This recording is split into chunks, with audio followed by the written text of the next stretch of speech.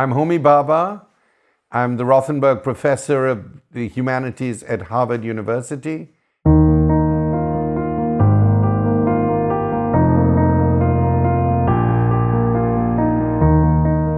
Welcome to my exp.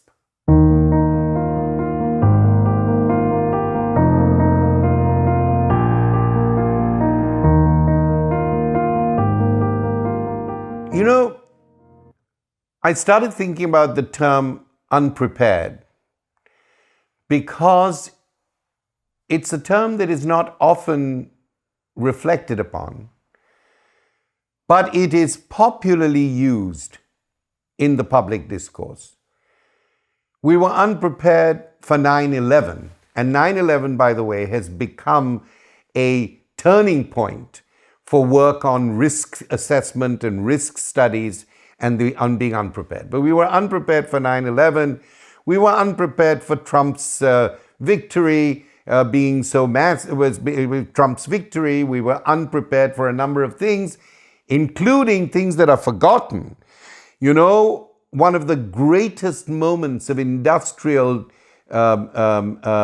havoc was in Bhopal in 1984, when the citizens and the population of Bhopal went to sleep, and they got up having been woken by the nightmare of the Union Carbide explosion. And from one moment to the next, some people had died, people had lost their eyesight.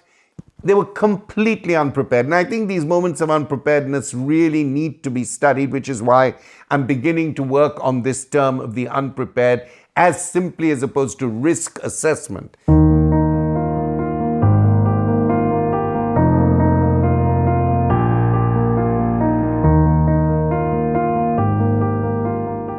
Now, there are two kinds of unpreparedness. There is the man waking up in the middle of the night, the woman and the child waking up in Bhopal in the middle of the night, blinded, not knowing what has happened to them, inhaling fumes. That is a condition of unpreparedness, which is existential, which is psychic, which is traumatic, and which is phenomenological. And I think that it's an extreme example, but often we are unprepared for conditions we have to face or the fate that challenges us. So I think there's that whole area of being unprepared, which relates in my work to the work of Kierkegaard, to the work of Heidegger, to the work of Freud, theoretically, the notions of anxiety, how we try and mitigate anxiety, how we are always in a way unprepared for the upsurge of anxiety. So that's one area. But I'm also beginning to think now that the kind of majoritarian ethno-nationalist or populist leaders who we have produce a deliberate political and policy-based sense of unpreparedness, which gives them maximum latitude to work with whatever they want to do, to change whatever regulations they want, to give executive orders as and how they want to do that. So they create a populace, they create a people, and they create a polity who are caught in this sense of the unprepared. This is a governmental form of institutional and political maneuver and manipulation. So I think that's a second kind of unpreparedness.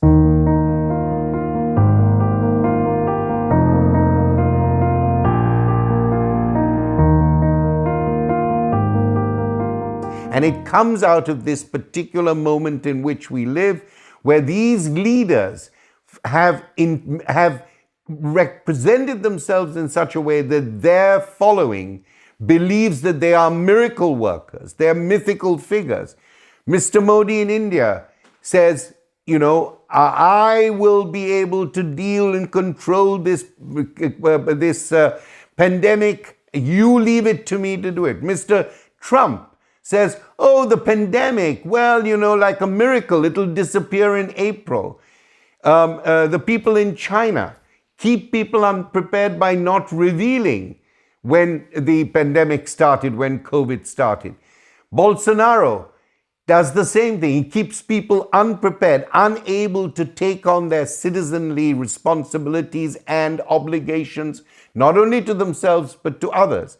And what does Mr. Bolsonaro say? In concert and chorus with Mr. Modi and Mr. Trump, this is a little flu. This will go away.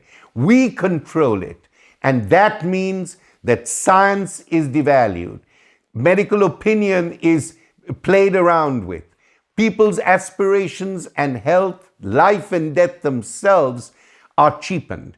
And I think that this is another form of political unpreparedness at the heart of creating a new majoritarian polity.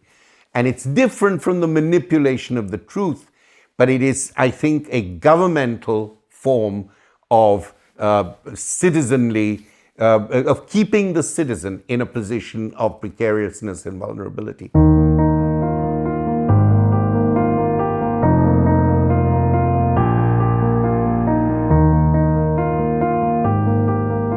With the Black Lives Matter protests that followed on from the pandemic, we begin to see the stirrings of that kind of hope, as we did with the Arab Spring. And of course, in these moments that somehow break and erupt from the traditional expectations of political transformation, in these moments, we always ask ourselves, is it going to last or is it going to fade away? And it's a very good question. And I think we don't know the answer.